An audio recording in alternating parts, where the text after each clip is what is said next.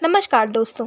स्वागत है आपका हमारे चैनल कहानियों की दुनिया बाय वाणी में। तो हमारी आज की कहानी है दीवान की मृत्यु, विक्रम बेताल की कहानी। तो चलिए शुरू करते हैं। कई असफलताओं के बाद राजा विक्रमादित्य ने एक बार फिर बेताल को योगी के पास ले जाने की कोशिश में अपनी पीठ पर लादा और चल पड़े। रास्ता काटने के लिए बेताल ने फिर से राजा को एक नई कहानी सुनानी शुरू की। बहुत पुरानी बात है। यशकेतु नाम के राजा पुण्यपुर नामक राज्य में राज करते थे। उनका सत्यमणि नाम का एक दीवान था। सत्यमणि बड़ा ही समझदार और चतुर मंत्री था। वह राजा का सारा राजपाट संभालता था और विलासी राजा मंत्री पर सारा भार डालकर भोग में पड़ा रहता। राजा के भोग विलासिता में होते अधिक खर्च की वजह से राजकोष का धन कम होने लगा। प्रजा भी राजा से नाराज रहने लगी। जब मंत्री को इस बारे में पता चला कि सब राजा की निंदा कर रहे हैं तो उसे बहुत दुख हुआ। फिर जब उसने देखा कि राजा के साथ उसकी भी निंदा हो रही है तो उसे बहुत बुरा लगा। सत्यमणि ने अपने आप को शांत करने के लिए तीर्थ यात्रा पर जाने के बारे में सोचा। इस बारे में उसने राजा से बात की और आज्ञा लेकर वह तीर्थ यात्रा पर निकल गया। सत्यमणि चलते चलते एक समुद्री तट पर पहुंच गया। पूरा दिन बीत गया और रात हो चुकी थी। उसने सोचा कि आज रात यहीं रुककर आराम कर लेता हूँ। यह सोचकर वह एक पेड़ के नीचे सो गया। देखा कि समुद्र से एक जगमगाता वृक्ष निकल रहा है। उस पर तरह तरह के हीरे जवाहरात लगे हुए थे। उस वृक्ष पर वीणा बजाती एक सुंदर सी कन्या बैठी थी। इस नज़ारे को देख सत्यमणि को अपनी आंखों पर विश्वास नहीं हो रहा था। देखते ही देखते अचानक वह पेड़ और उस पर बैठी कन्या गायब हो गई। इस सब के बाद वह हक्का बक्का रह गया और उल्टे पैर अपने नगर की ओर दौड़ पड़ा। जब वह राज्य पहुंचा तो उसने देखा कि उसकी अनुपस्थिति की वजह से राजा के सारे लोभ छूट गए हैं। उसने राजा को पूरा किस्सा सुनाया।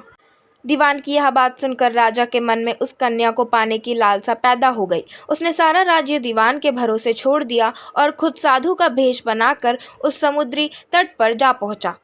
जब रात हुई तो राजा को भी वहाँ हीरे मोती से जड़ा वृक्ष दिखा। वह कन्या अब भी उस वृक्ष पर बैठी हुई थी। राजा तैरता हुआ उस कन्या के पास जा पहुंचा और उसे अपना परिचय दिया। फिर उसने कन्या से उसके बारे में पूछा। कन्या ने कहा, मेरा नाम मृगांकवती है और मैं राजा गंधर्व विद्याधर की पुत्री हूँ। फिर राजा ने उसके सामने विवाह का प्रस्ताव रखा और कन्या ने कहा, आप जैसे महान राजा की रानी बनकर मेरा जीवन सफल हो जाएगा राजन, लेकिन मेरी एक शर्त है। मैं हर कृष्ण पक्ष और शुक्ल पक्ष की चतुर्दशी और अष्टमी को एक राक्षस के पास जाती हूँ जो मुझे निगल लेता है। आपको उस राक्षस को खत्म करना होगा। राजा यशकेतु ने तुरंत यह शर्त मान ली। इसके बाद शुक्ल पक्ष की चतुर्दशी आई तो मृगांकवती रात को बाहर निकली। उसके साथ राजा भी गया और छिपकर उस राक्षस का इंतजार करने लगा। कुछ देर बाद राक्षस वहां आया और कन्या को निगल गया।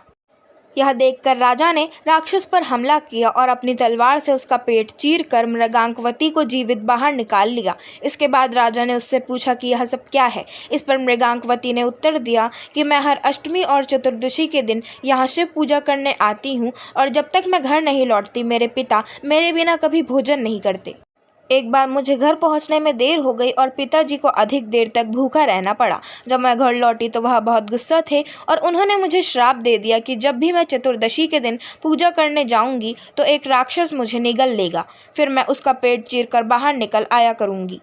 जब मैंने उनसे श्राप से मुक्त करने की विनती की तो उन्होंने कहा कि जब पुण्यपुर के राजा मुझसे विवाह करने के लिए उस राक्षस का वध करेंगे तो मैं श्राप मुक्त हो जाऊंगी। कन्या के श्राप मुक्त होने के बाद राजा उसे अपने साथ अपने राज्य ले आए और धूमधाम से उसके साथ शादी की। इसके बाद राजा ने दीवान को सारी कहानी सुनाई और यह सब सुनकर दीवान की मृत्यु हो गई। इतना कहकर बेताल ने राजा विक्रम से पूछा, हे राजन, अब तुम यह बताओ कि यह सब सुनकर दीवान की मृत्यु क्यों हुई थी। विक्रम ने कहा, दीवान की मृत्यु इसलिए हुई क्योंकि उसने सोचा कि राजा फिर स्त्री के लोभ में पड़ गया और उसके भोग विलास के कारण राज्य की दशा फिर से खराब हो जाएगी। उस कन्या के बारे में राजा को ना बताना ही बेहतर था। राजा विक्रम ने जैसे ही उत्तर दिया, बेताल फिर से पेड़ की ओर उड़ चला और जाकर उस पर उल्टा लटक गया। वहीं राजा विक्रमादित्य एक बार फिर बेताल को पकड़ने उसके पीछे दौड़ पड़े। कहानी से सीख, किसी भी व्यक्ति को भोग विलास में इतना नहीं डूबना चाहिए कि उसका सब कुछ खत्म हो जाए। अपनी स्थिति और ज़रूरत के हिसाब से ही चीज़ों को करना अच्छा होता है। आशा करती हूँ आपको हमारी आज की कहानी दीवान की मृत्यु पसंद आई होगी। अगर आपको हमारी आज की कहानी पसंद आई हो तो हमारे चैनल को सब्सक्राइब करें, वीडियो को लाइक करें और बेल आइकन दबाना ना भूलें। और हमें कमेंट कर ज़रूर बताएं कि आपको कैसी कहानियाँ पसंद हैं। हम वैसी ही कहानियाँ आपके लिए लाते रहेंगे। धन्यवाद।